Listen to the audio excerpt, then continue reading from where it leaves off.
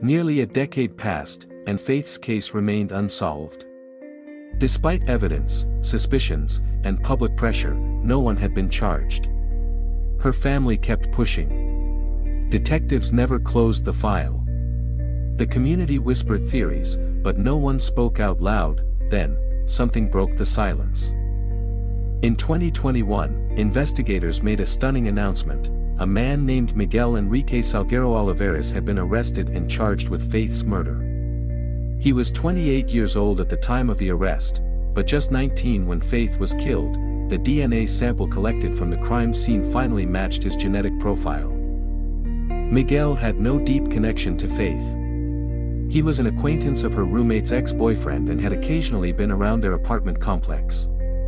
But his name was never seriously pursued early on. The failure to identify him for so long stunned many. What led to the match?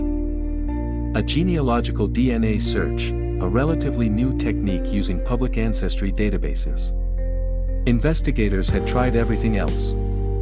This time, it worked. Family connections eventually led them to Miguel.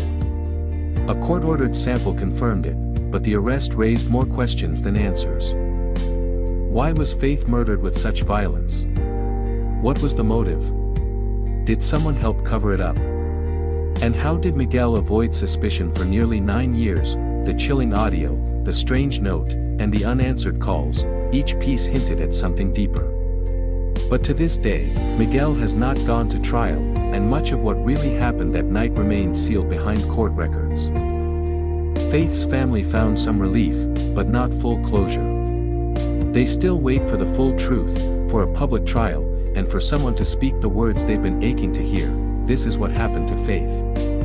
The case of Faith Hedgepeth shook a community, tested a family's strength, and reminded the world of a painful truth.